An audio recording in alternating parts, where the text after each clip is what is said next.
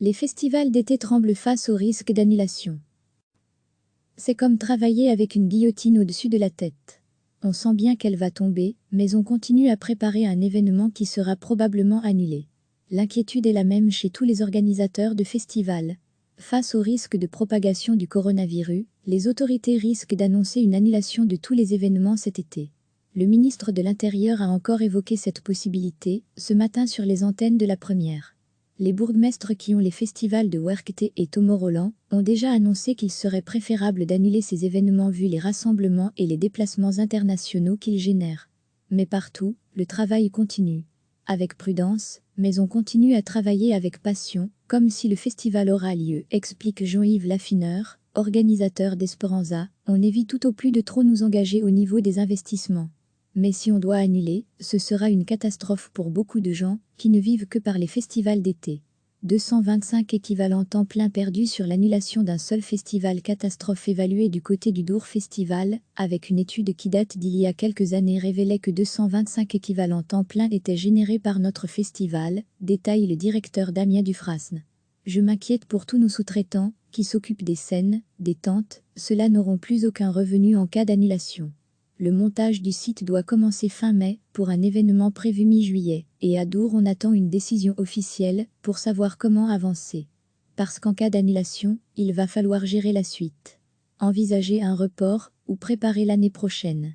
Sachant qu'un report implique de trouver des dates disponibles pour tous les artistes et s'assurer qu'ailleurs dans le monde, le virus n'empêche pas les artistes de venir en Belgique même en automne. Notamment aux États-Unis. On a été les premiers à devoir fermer et on est conscient qu'on sera les derniers à rouvrir. Évidemment, l'analyse n'est pas la même pour tous les festivals. Du côté des Francopholies de Spa, on espère encore pouvoir maintenir l'événement puisque les artistes viennent de moins loin et qu'aucun d'entre eux n'a encore annulé sa tournée. Même espoir au Lasmo à Enghien. Samuel Chapelle tient la barque dans la tempête et espère pouvoir miser sur le côté plus familial de son festival. Il y a plus de place et l'événement se tient dans un parc. On pourrait maintenir un festival sans tête d'affiche en organisant de plus petits concerts répartis. Mais il faut que la situation change radicalement au niveau du virus. Parce qu'actuellement c'est impossible d'envisager quoi que ce soit. Espoir donc déjà teinté de pessimisme. Le problème c'est que justement, les gens ont plus que jamais besoin de nous, de la culture. Dans notre secteur, on a été les premiers à devoir fermer et on est conscient qu'on sera les derniers à rouvrir. Pourquoi ne pas annuler d'office sans attendre le Conseil de sécurité? Une décision unilatérale de la part des festivals permettrait de lever le voile des incertitudes. Mais personne ne veut être le premier à prendre une telle décision. Parce qu'une bulle d'espoir n'a pas encore éclaté? Pas seulement. Décider d'annuler, c'est créer des ruptures de contrat et s'exposer à des frais énormes. Une décision des autorités renvoie la responsabilité à un autre échelon. Recevez chaque matin l'essentiel de l'actualité. C'est comme travailler avec une guillotine au-dessus de la tête.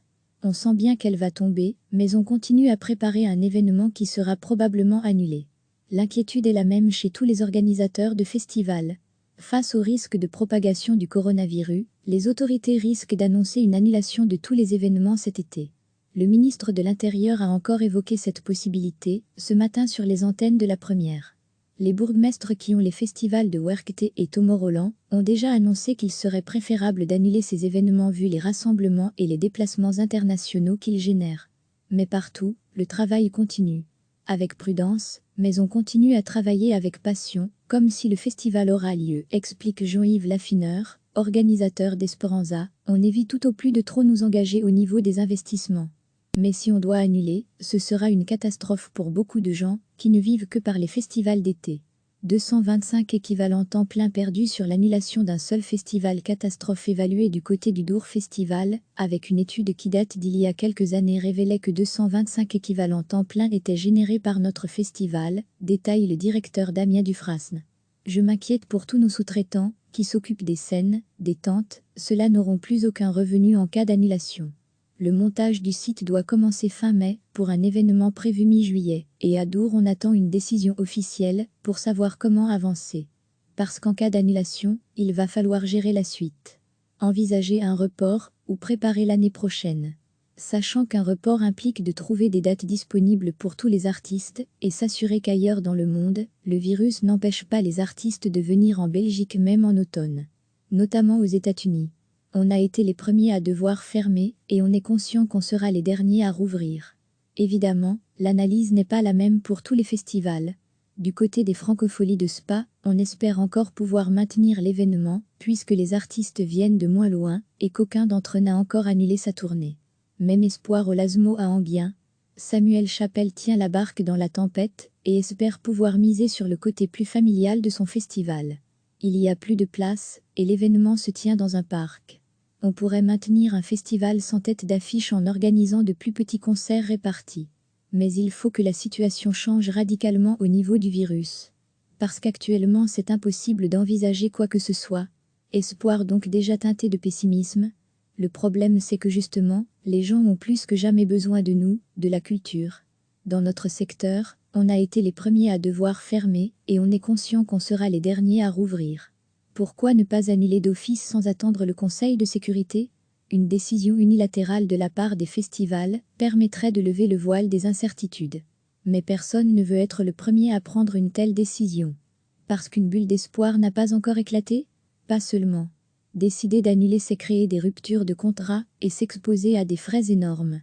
Une décision des autorités renvoie la responsabilité à un autre échelon. Cliquez sur s'abonner pour recevoir les dernières nouvelles.